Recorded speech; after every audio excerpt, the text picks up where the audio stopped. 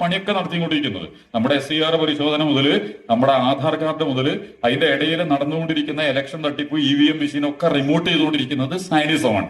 ലോകാടിസ്ഥാനത്തിൽ ഏകാധിപതികളെയും സമഗ്രാധിപതികളെയും സ്വേച്ഛാധിപതികളെയും ഒക്കെ നിലനിർത്തുന്നത്, സൈനികമായ അട്ടിമറികൾ നടത്തിക്കൊണ്ടിരിക്കുന്നത്. ഇപ്പൊ പാകിസ്ഥാന്, ബംഗ്ലാദേശ്, ലോകത്തുടനീളം നടന്നുകൊണ്ട് ഇവിടെ തന്നെ പ്രശ്നങ്ങൾ നടക്കുമ്പോൾ അപ്പൊ തന്നെ എന്തുണ്ടാവും? സോമാലിയയിൽ പ്രശ്നം ഉണ്ടാവും, എത്യോപ്യയിൽ പ്രശ്നം ഉണ്ടാവും.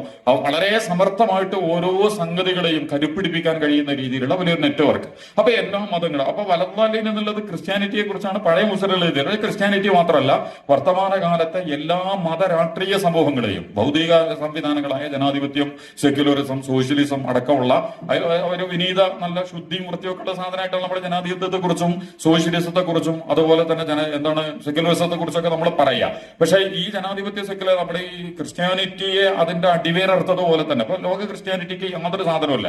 അതുകൊണ്ടാണ് ഇനിയിപ്പോ ക്രിസ്ത്യാനിറ്റിയുടെ പുറത്ത് കയറിയിട്ട് ഈ സൈനിസം കൂടുതൽ സഞ്ചരിക്കാൻ സാധ്യത വളരെ കുറവാണ്. ഇപ്പൊ തന്നെ അമേരിക്കയിൽ നടന്നുകൊണ്ടിരിക്കുന്ന അണ്ടർഗ്രൗണ്ട് സാധനങ്ങളൊക്കെ നമ്മൾ കുറച്ചും കൂടി സൂക്ഷ്മമായിട്ട് പഠിച്ചാൽ അമേരിക്ക പോലും ഇസ്രായേലിനെ തിരസ്കരിക്കുന്നിടത്തേക്കും ബഹിഷ്കരിക്കുന്നു. ഇപ്പൊ ഈ കാൾട്ടർ ഒരു ചങ്ങായുണ്ട്, ഇപ്പൊ ഒരുത്തും വെടിയേറ്റ് മരിച്ചിരുന്നു. ട്രംപ് കഴിഞ്ഞ ഉടനെ തന്നെ ട്രംപിന്റെ ആ സമയത്ത് മംതാന്റെ ഒക്കെ തെരഞ്ഞെടുപ്പ് എടുക്കുന്നതിന്റെ മുമ്പ് വളരെ പ്രശസ്തനായ ഒരു ചങ്ങായി വെടിയേറ്റ് മരിച്ചല്ലോ, ചാർലി ക്രിക്ക് എന്ന് പറഞ്ഞിട്ട്. ഏറ്റവും കൂടുതൽ ഫോളോവേഴ്സ് ഉള്ള യങ് ജനറേഷനിലുള്ള വല്ലാത്തൊരു കഥാപാത്രമാണ്. ഭയങ്കര ഇസ്ലാമിക വിമർശകനായിരുന്നു എന്നാണ് പറയുന്നത്. പക്ഷെ അവൻ വധിക്കപ്പെടാനുള്ള പ്രധാനപ്പെട്ട കാരണങ്ങളിലൊന്ന് പിന്നീട് അവൻ ഈ ഇസ്രായേൽ വിമർശകനായിട്ട് അവൻ മാറാൻ തുടങ്ങിയിരുന്നു.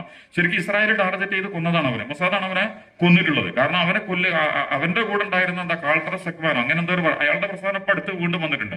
അയാൾ വന്ന് പറഞ്ഞിരിക്കുന്നത് വെച്ചാൽ സയണിസത്തെ, യഹൂദിസത്തെ നമുക്ക് അംഗീകരിക്കാം, മോശയുടെ പ്രമാണങ്ങൾ അംഗീകരിക്കും, പക്ഷെ സയണിസം, കുട്ടികളെ കൊല്ലുന്ന സയണിസത്തെ നമുക്ക് അംഗീകരിക്കാൻ കഴിയില്ല എന്ന് പറഞ്ഞോണ്ട്. ഇപ്പൊ നിങ്ങൾ ട്രംപായിട്ട് ബന്ധപ്പെട്ടിട്ട് ഓരോ സാധനം പുറത്തു വരുന്നുണ്ടോ?